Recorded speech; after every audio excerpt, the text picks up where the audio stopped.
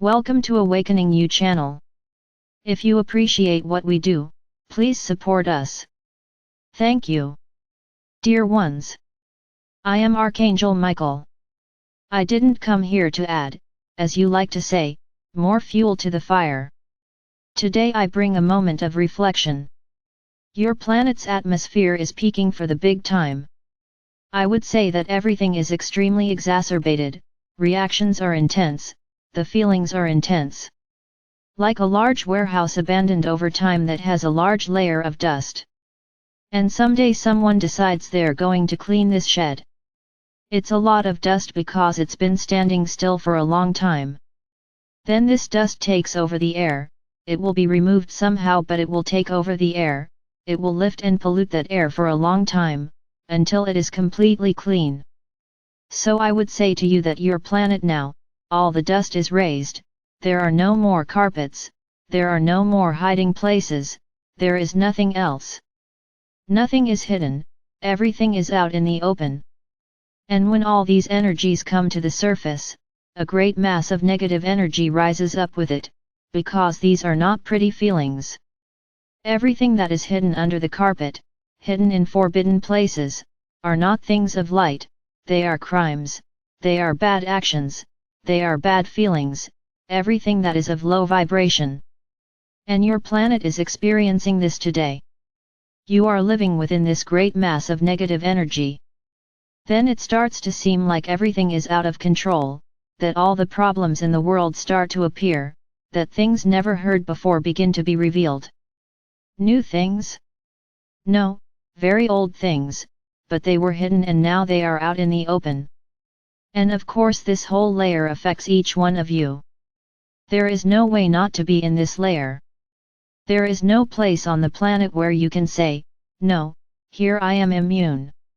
No, because it is a great aura, it is as if it were a great egregore of negative energy around the entire planet. And what is happening today? According to the laws of physics, let's put it this way, each particle has a weight. So lighter particles float, stay in the air, the heavier ones tend to fall. So, imagine a great egregore of negative light, and the light of the central sun, another great egregore of light around the planet. Those lighter particles, that is, those lighter negative energies, were already consumed a long time ago, and this great egregore of light is reaching its peak, which are the heavy ones, those that cause the most damage. And these are not so simple to transmute. And you are going through this moment, when any imbalance, any open door, lets in an avalanche of problems. Ah, so what to do? Sit, lie in the hammock and sleep? Oh no, sit at the door and cry?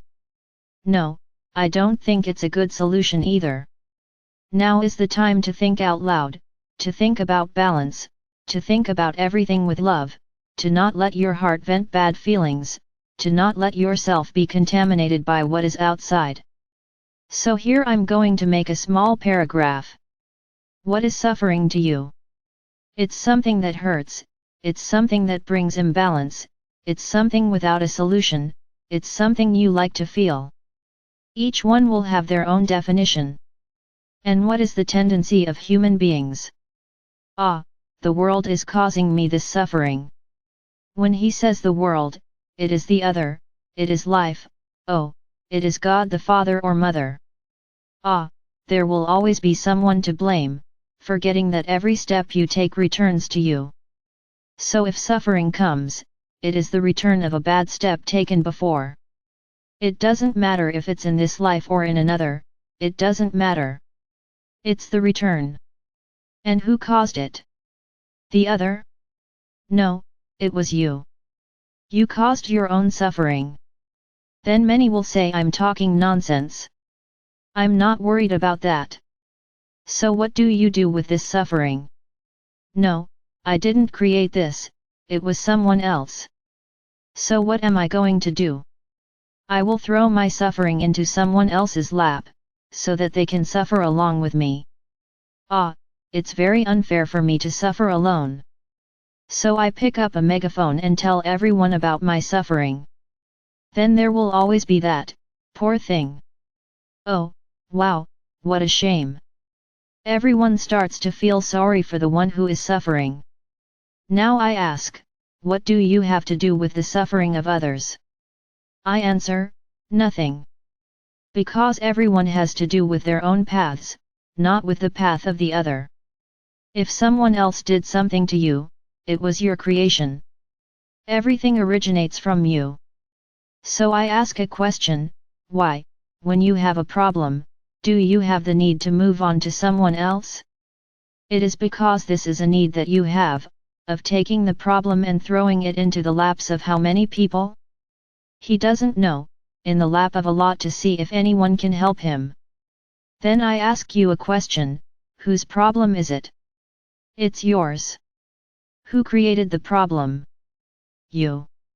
So why do you think someone else will solve your problem? I would tell you that there is a great deal of selfishness there. If I'm suffering, I'm going to pass on this suffering to as many people as I can, because then everyone is suffering with me. Wow, you really have a great capacity to love others. Oh no, but me, I'll stop by to see if the other one can help me. And why do you have to ask others for help? How many times will we have to repeat here, that help is within you, not outside? You cry out, you praise, I believe in this, I believe in that one, I love, but when you have a problem, will you look for it? The other. Interesting.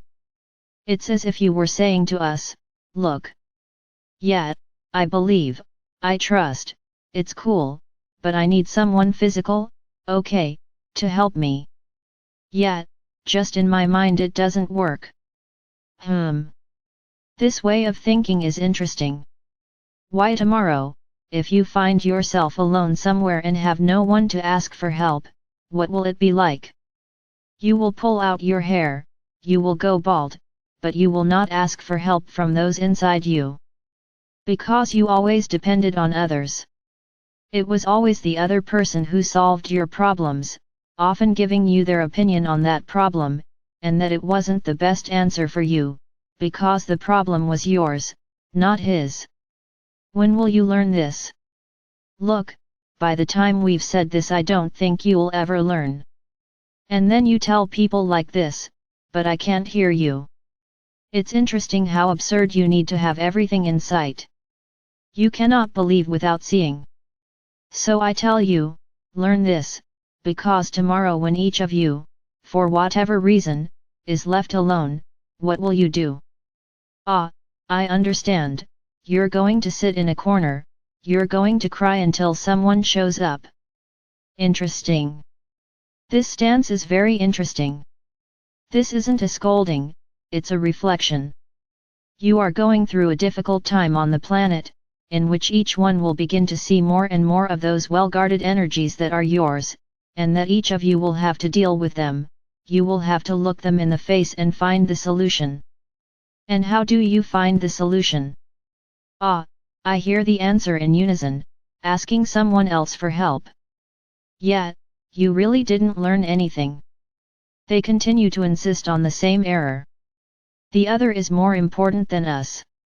We don't listen to you, we don't do anything for you, we don't give you answers, we don't take care of you. It is true. If you're telling us all this, you're right, it's your choice.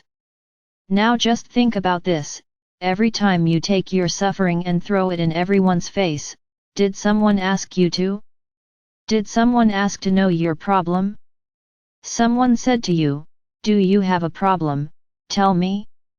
Someone said? No, because people are polite, they won't tell you that. But you did it. You took your problem, rolled it into a ball and threw it in everyone's face. Everyone is suffering along with you. Satisfied now, are you happy? I believe you were happy because you spread your suffering. How wonderful, everyone is now suffering with you, thinking about your problem, to give you a solution. Good, right? You will have several solutions. How wonderful! You did what? Anything. You had the answer ready in your hands.